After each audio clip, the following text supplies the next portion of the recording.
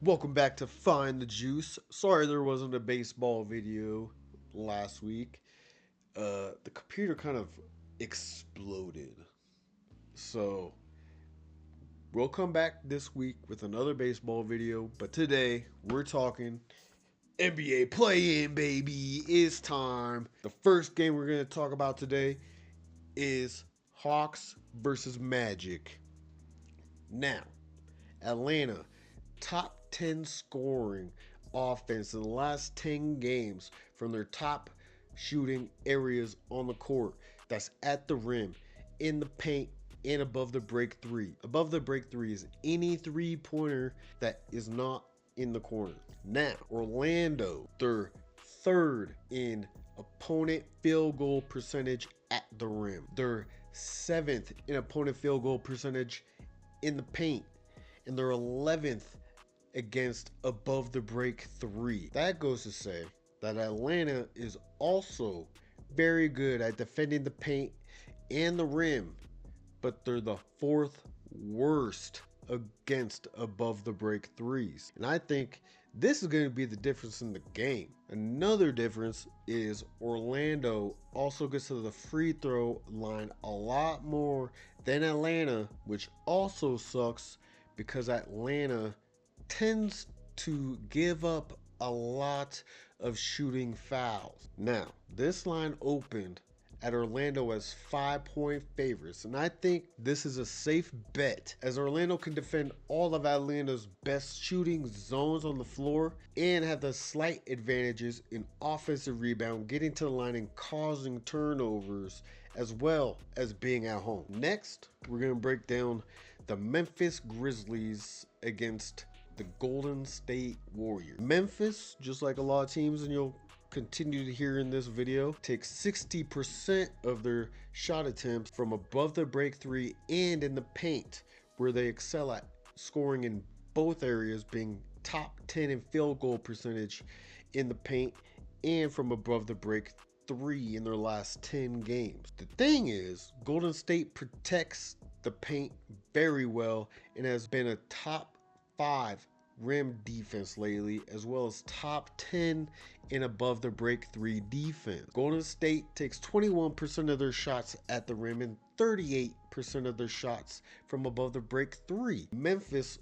just like Golden State, defends both of those areas very well. So what's the differential between these two on offense or defense? Well, Golden State takes 15% of their shot attempts from the corner three area at 40% shooting. This is a terrible thing for Memphis because they allow 40% shooting from the corners. I believe the difference in this game though will come from those other areas in the game. Golden State could get more possessions as they're a better offensive rebounding team than Memphis, and they get to the line more frequently than Memphis. This game opened with Golden State as 7-point favorites, and even with everything said, I still believe that is too high, as the offenses overall are pretty equal. And if Memphis can take care of the ball and take care of that defensive rebounding where Golden State doesn't get far more possessions than they do, then I actually believe Memphis could win this. Now let's talk about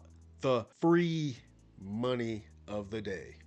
Miami at Chicago Bulls. Miami opened as 1-point underdogs as of this recording, and the money seems to continue to come in on Chicago. So let's look at it because this is kind of confusing. Miami runs a pretty balanced offense, taking 75% of their shots at the rim, in the paint, or from above the break three. This could be terrible for Chicago. They've been good at defending the rim but have poor paint and above the break three defense. To make it even worse, Miami's worst shooting zone out of the three I mentioned is at the rim, which is the only strong area Chicago's defense is good at defending. They've excelled at shooting in the paint and have been 7th best team from above the break three in their last 10 games. I really don't see how Miami loses this game, and I'm confused as how Miami opened an underdog and how the money is still going to Chicago right now, unless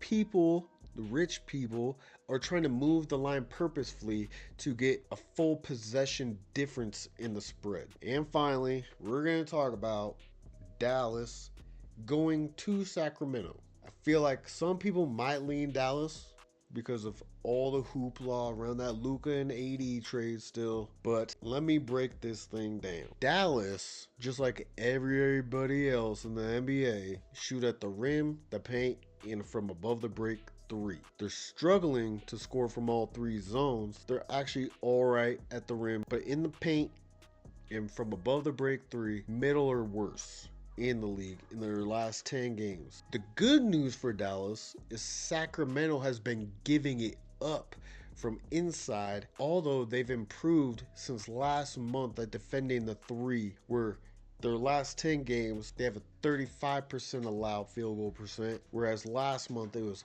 40%.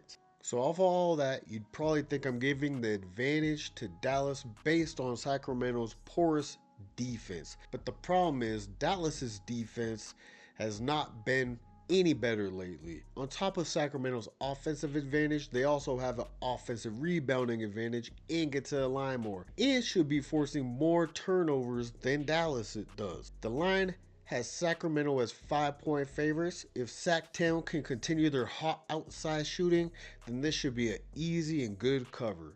I don't care about Anthony Davis. Thank you for joining us today, and I hope this helps if you're making your bets on the play-in, and we'll be back after this first round of the play-in to break it down even further before we get into the real playoff games. So tune in a couple days and we'll be right back with you, and I hope we go 100%.